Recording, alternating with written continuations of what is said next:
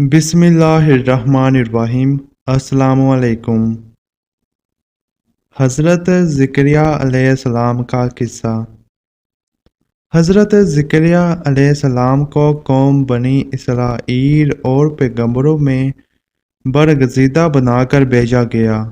آپ علیہ السلام اللہ تعالیٰ کے معزز اور جمیل القدر پیغمبروں میں سے تھے۔ ایک روایت میں ہے کہ حضرت زکریا علیہ السلام حضرت داؤد علیہ السلام کی اولاد میں سے تھے، اور دوسری روایات میں ارمیہ کی اولاد میں سے۔ بیان کیا جاتا ہے کہ دن گزرتے گئے ابراہیم اور یعقوب کی نسل کچھ نیک لوگ پیدا ہوئے، جن کو آل عمران کے نام سے یاد کیا جاتا ہے۔ اللہ تعالیٰ نے سورہ عمران میں فرمایا، خدا نے آدم اور نوح اور خاندان ابراہیم اور خاندان عمران کو تمام جہان کے لوگوں میں منتخب فرمایا تھا۔ ان میں سے بعض کی اولاد تھے، اور خدا سننے والا اور جاننے والا ہے۔ زکریا علیہ السلام کی بیوی یحییٰ علیہ السلام کی والدہ اور مریم علیہ السلام کی والدہ حنا دونوں حقیقی بہنیں تھیں، جبکہ زکریا علیہ السلام رشتے میں مریم علیہ السلام کے خالو لگتے تھے۔ حضرت عمران علیہ السلام کی بیوی نے منت مانی تھی کہ جو بچہ پیدا ہوگا اسے بیت المقدس کی خدمت کے لیے وقف کر دیں گے۔ حضرت مریم علیہ السلام کی پیدائش کے بعد جب انہیں بیت المقدس میں لایا گیا تو ان کی کفارت کی ذمہ داری اللہ نے حضرت زکریا علیہ السلام پر ڈالی۔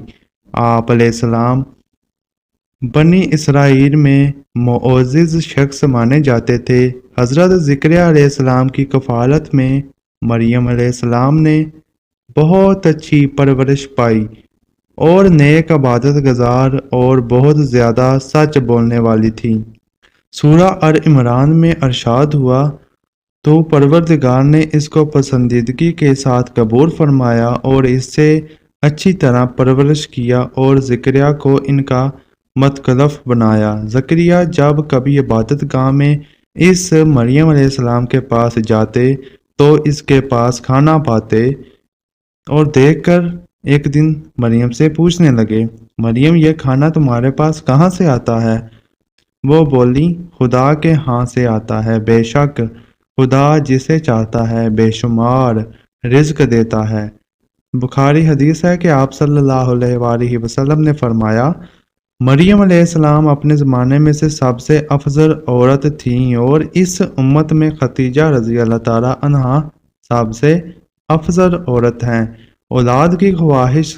زکریا علیہ السلام جب حضرت مریم علیہ السلام کی فضیلت دیکھی تو ان کے دل میں بھی اولاد کی خواہش پیدا ہوئی، کیونکہ اس وقت تک آپ بے اولاد تھے، جبکہ آپ کی عمر اس وقت 100 سال سے زائد تھی اور بیوی 90 سال کی تھی۔ اولاد کی شدید تمنا کے باعث انہوں نے اللہ سے مدد مانگی، جس کا ذکر یوں آتا ہے، ترجمہ، یہ تمہارے پروردگار کی مہربانی کا بیان ہے جو اس نے اپنے بندے زکریا پر کی، جو میری اور اولاد یعقوب کی میراث کا مالک ہو، اور اے پروردگار اس کو خوش اتوار بناؤ۔ زکریا علیہ السلام اپنے دور میں اکیلے ہی نبی تھے۔ ان کے دور میں اصحاب و رشتہ دار میں کوئی قابل آدمی نہ تھا، تو ہم نے ان کی پکار سن لی اور ان کو یحییٰ بخشنے اور ان کی بیوی کو ان کے حسن معاشرت کے قابل بنا دیا۔ یہ لوگ لپک لپک کر نیکیاں کرتے اور ہمیں امید سے پکارتے اور ہمارے آگے عاجزی کیا کرتے تھے۔ دعا کی قبولیت۔ زکریا علیہ السلام یہ سن کر خوش ہوئے اور حیران بھی، کہنے لگے، پروردگار میرے ہاں کس طرح لڑکا ہوگا جس حال میں میری بیوی بھانج ہے اور میں بڑھاپے کی انتہا کو پہنچ گیا ہوں۔ اللہ تعالیٰ نے جواب دیا، حکم ہوا کہ اسی طرح ہوگا۔ تمہارے پروردگار نے فرمایا ہے کہ مجھے یہ آسان ہے کہ میں پہلے تم کو بھی پیدا کر چکا ہوں اور تم کچھ چیز نہ تھے۔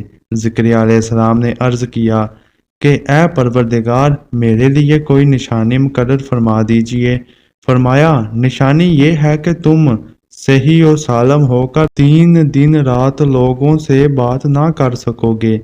جب اللہ نے نشانی ظاہر کی، چنانچہ جب وہ وقت آیا کہ آپ علیہ السلام بول سکتے تھے مگر بول نہ پائے اور صبح و شام اللہ کی عبادت میں مصروف رہتے، یہ نشانی تھی کہ ان کے ہاں بچہ پیدا ہونے والا ہے۔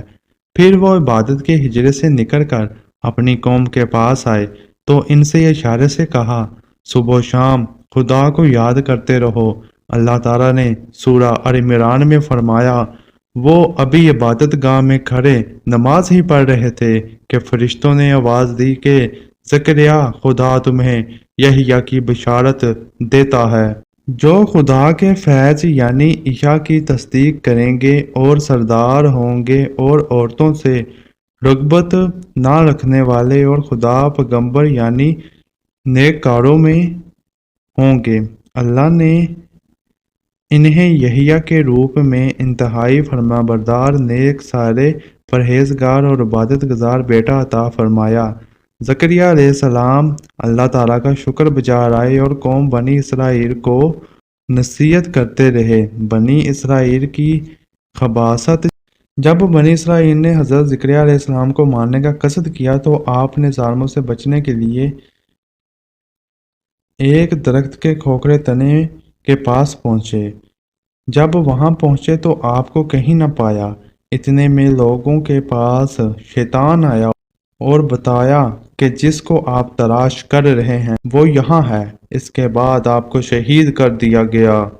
نصیحت: انسان کتنے ہی بلند و بالا مقام پر پہنچ جائے اور اللہ کے ساتھ اسے زیادہ قرب حاصل ہو جائے تب بھی وہ اللہ کا بندہ ہی رہتا ہے اور کسی بھی بلندی پر پہنچ کر وہ اللہ یا اللہ کا بیٹا نہیں ہو سکتا، نہ اس کا شریک ہو سکتا ہے۔